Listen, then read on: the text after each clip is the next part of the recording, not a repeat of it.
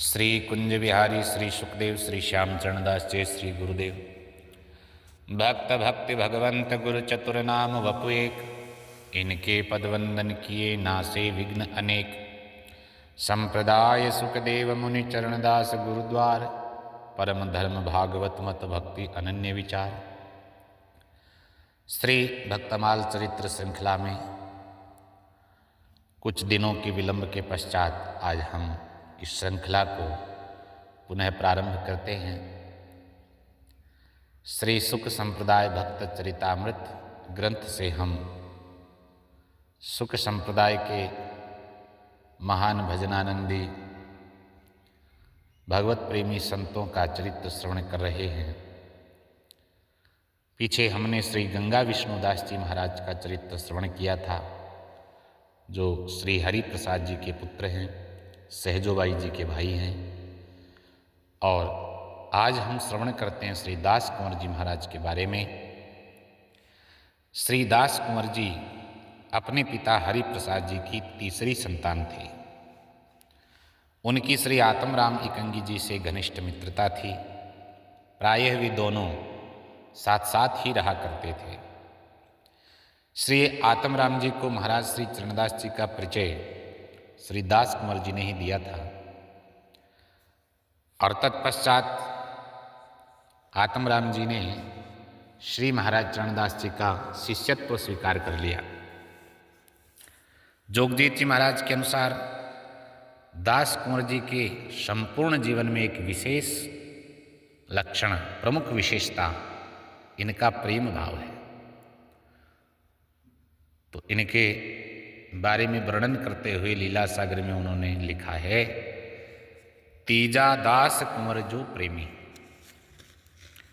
तो दास कुंवर जो प्रेमी कह करके श्री जोगजीत जी ने यह दर्शाया है कि इनके जीवन में विशेष स्थान प्रेम का है। प्राणी मात्र के प्रति, सबके प्रति निश्चल व्यवहार श्री दास कुंवर जी करते हैं। तो तीजा दास कुंवर जो प्रेमी, चौथा हरि नारायण नेमी। चौथी संतान हरि नारायण जी, तो चौथा हरि नारायण नेमी। वो नियम से सब काम करते हैं। दास कुंवर जी का जन्म काल विक्रम संवत 1775 के आसपास माना जाता है। श्री दास कुंवर जी भी भक्ति के साथ प्राणी मात्र के प्रति प्रेम पूर्ण व्यवहार करने की बात करते थे। दीन दुखी की सेवा न करके, उनसे प्रेम व्यवहार न करके भक्ति करना तो वे अधूरा ही मानते थे कि ये अधूरा कार्य है। अपने भजन से भजन करना ठीक है, लेकिन प्राणी मात्र के प्रति भी, सब जीवों के प्रति भी हमारा वही प्रेम का व्यवहार हो, वो भी उसी परमात्मा की ही तो संतान है। भगवत प्रेम में दिन रात छके रहते थे दास कुंवर जी, और भगवत प्रेम के वश वे स्वयं की सुधि भी भूल जाते थे। प्रेम की यही पराकाष्ठा वर्णन की है संतों ने। जब लगता है प्रेम जब लगता है तो आपा भुला करके परमानंद में मग्न कर देता है। इस प्रेम कथा का बखान मुंह से किया नहीं जा सकता। गुरु चुना जी महाराज संकेत करते हैं, अकथ कथा है प्रेम की। प्रेम की कथा अकथनीय है, पूरी पूरी कही नहीं जा सकती। अकथ कथा है प्रेम की, मुख सो कही न जाए। छोना छाया कूप की, अंतर रही समाये। कुएं की छाया अंदर ही अंदर समाहित होती है। भले वो कितना ही गहरा है, खूब गहरा है, तो उतनी ही लंबी छाया उसके अंदर ही समाहित रहती है। यही बात प्रेम की है। छोना हरि के प्रेम में, जो छाके दिन रात। तिन में आपा ना रहे, छूटे जग कुल जात। उन लोगों में फिर आपा नहीं रहता है, आपा बिसर जाते हैं। वो कौन? छोना हरि के प्रेम में, जो छाके दिन रात, जो दिन रात छके रहते हैं भगवत प्रेम के अंदर। तो श्री दास कुंवर जी की वाणियों में भी वैराग्य, ज्ञान और भक्ति के स्पष्ट और उच्च कोटि के तत्वों का मिश्रण है। उन्हें संसार के कर्मजाल के खोखलेपन का तत्वतः सटीक ज्ञान था कि संसार और इसके अंदर जो कर्मजाल है ये कैसे एक खोखला ताना बाना बुना हुआ है। तो इस वाणी को अगर हम पढ़ें उनके शब्दों को तो निश्चित लगता है कि वे पूरे फकीर थे, मस्त मौला। कहते हैं साधो भाई दुखिया यह संसारा, उदय अस्त सुख काहुन देखा किया विवेक विचारा। कोई सुखी दिखाई ही नहीं पड़ रहा। उदय अस्त सुख काहुन देखा, उठते समय चाहे सोते समय। उदय अस्त से हम यदि तात्पर्य लें जीवन के प्रारंभ में और जीवन के अंत में, तो सदा सर्वदा एक जैसी स्थिति है। काहू दुख संतान जगत में, काहू माया चाहिए। किसी को संतान के लिए दुख है, संतान नहीं है तो उसका दुख है, और संतान है तो उसके लिए दुख है, उसके कारण से दुख है। किसी को माया नहीं है इससे दुख है, और कोई अधिक माया के कारण से दुख है। काहू मेड़ी मंडप कुआ, यही विधि सबको लही है। सबको ऊंची ऊंची इमारतें, बढ़िया सुख के भोगने वाले साधन, ऐश्वर्य आदि चाहिए, इस कारण से दुखी हैं। तो काहू भोग को रोग लगो है, काहू नेम आचारा, काहू भस्म लगावत तन पे भीतर भरे विकारा। तरह तरह के अंतर्द्वंद्वों से घिरा हुआ यह जीव दुखी है। भोग भोगने का रोग है, नेम आचार तक का रोग है। तपसी तन तावत दिन बीते तऊ न होत आनंद। दिन रात शरीर को जला करके तपा करके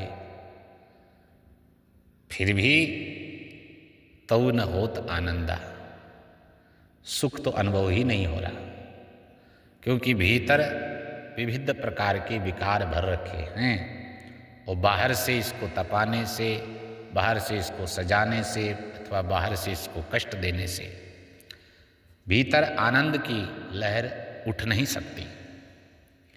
आशाधारी नाही कछु पावे, समझे ना मति मंदा। आशा धारण करने वाला, किसी भी चीज की आशा रखने वाला सुखी नहीं हो सकता। यह बात मतिमंद समझ नहीं पा रहे। आशा ही तो दुख का कारण है, बस इतनी सी बात जीव को समझनी है। मन जीतन और इंद्रिय निग्रह, सुर नर मुनि सिर भारा, चरण दास ने दास कुंवर सो, कहिया तत्व विचारा।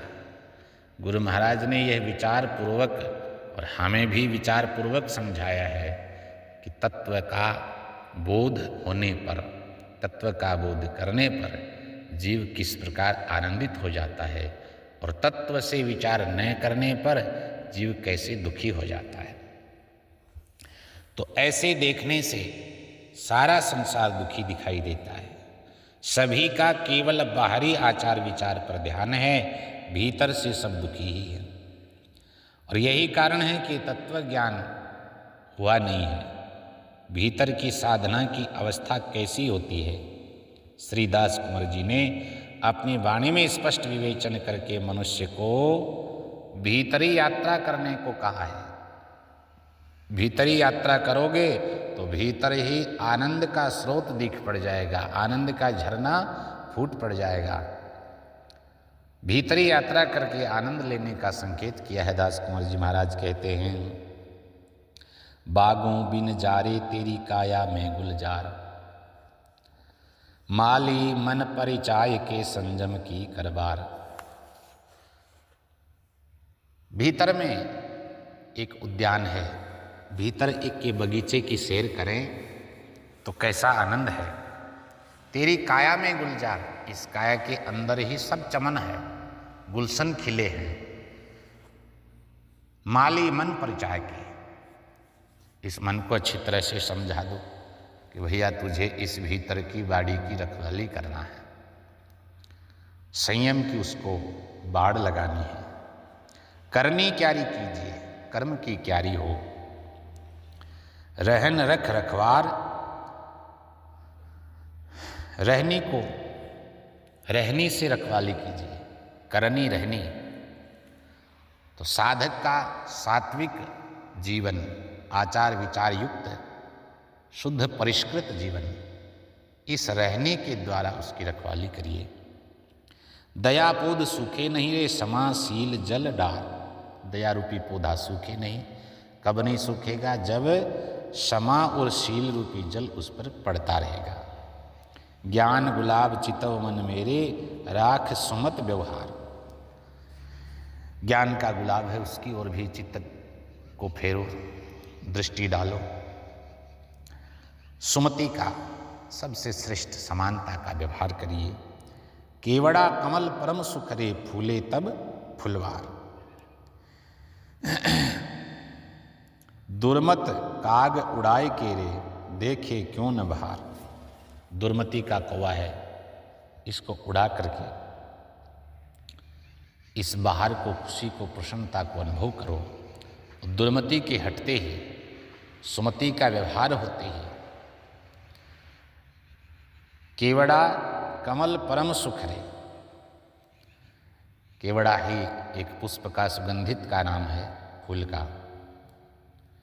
तो परम सुख का अनुभव इस प्रकार के विविध रंग बिरंगे सुगंधित पराग वाले, रस वाले फूलों के खिलने से जैसी स्थिति होती है उद्यान में, बगीचे में, ऐसी स्थिति काया के अंदर ही प्रकट हो जाएगी।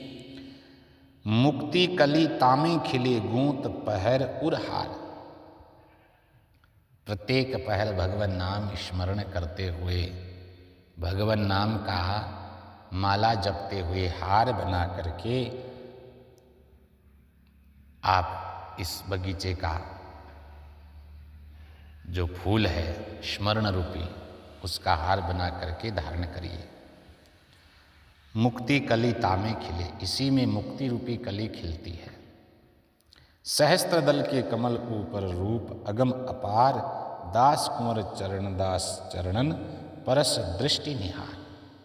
अब हमें तो गुरु महाराज ने कृपा करके इस बगीचे का दर्शन कराया, इस बगीचे को दिखाया है और विवेक करा करके समझाया है कि ऐसा ही बगीचा काया के भीतर में प्रकट है, पुष्पित पल्लवित है, लेकिन उसको आप अनुभव करिए, देखिए और उस बगीचे की सार संभाल रखवाली करेंगे तो उसी के अंदर वो सहस्त्र दल के कमल ऊपर रूप अगम अपार, जो वैसे तो अगम्य है, वैसे तो उसका पार नहीं है, फिर भी वो परमानंद परम तत्व रूपी अगम अपार चीज है, वस्तु है, जिसको परमात्मा, जिसको परब्रह्म कहा है, उसका अनुभव हो जाएगा।